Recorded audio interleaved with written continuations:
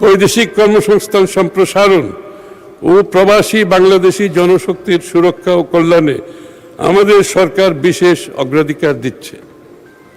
প্রবাসী কর্মীদের সামগ্রিক কল্যাণ নিশ্চিত করতে সরকার একটি বিশেষ প্রবাসী কার্ড প্রবর্তন করছে।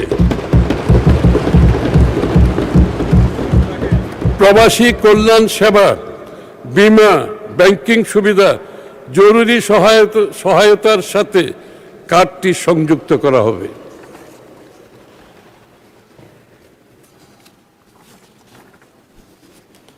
বিকল্প শ্রমবাজার হিসাবে আমরা Russia, Portugal, Romania, Brazil, Greece, Serbia, north Macedonia এই দেশগুলোর সঙ্গে ইতিমধ্যে দ্বিপাক্ষিক চুক্তি স্বাক্ষরের উদ্যোগ গ্রহণ করেছি।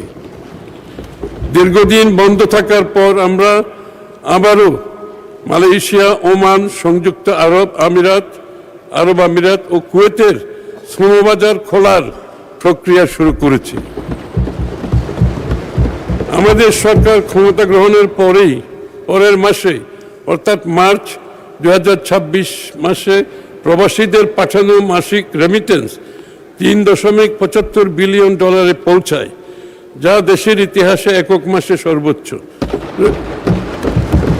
রেমিটেন্সের এই প্রবাহ আমাদের গণতান্ত্রিক সরকারের প্রতি প্রবাসী বাংলাদেশিদের আস্থা ও বিশ্বাসের প্রতিফলন। আমরা আশা করছি এই ধারা অব্যাহত থাকবে। সরকার প্রবাস আয় বৃদ্ধির ধারা অব্যাহত রাখতে বৈধ চ্যানেলে রেমিটেন্স প্রেরণের ক্ষেত্রে 2.5% নগদ প্রণোদনা অব্যাহত রাখছে। অভ্যন্তরীণ বৈদেশিক শ্রম বাজারের চাহিদার ভিত্তিতে অকুপেশন ভিত্তিক দক্ষতা বৃদ্ধির লক্ষ্যে সরকার ব্যাপক পরিকল্পনা বাস্তবায়নের উদ্যোগ গ্রহণ করেছে। বিদেশে ব্যাপক চাহিদা রয়েছে এমন খাতগুলোর জন্য খাতভিত্তিক কোর্স এবং পাঠ্যক্রম চালুর কাজ শুরু করেছে। বাজার ভিত্তিক প্রশিক্ষণ, কারিকুলাম উন্নয়ন, সার্টিফিকেশন, অ্যাক্রিডিটেশন ও মান নিয়ন্ত্রণ জোরদার করা হয়েছে।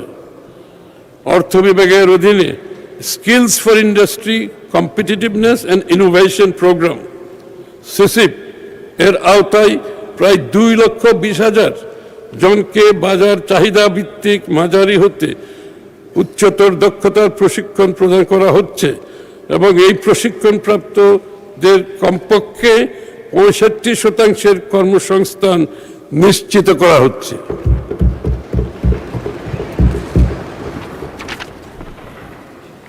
মাননীয় স্পিকার, ক্রিয়েটিভ অর্থনীতির বিকাশ।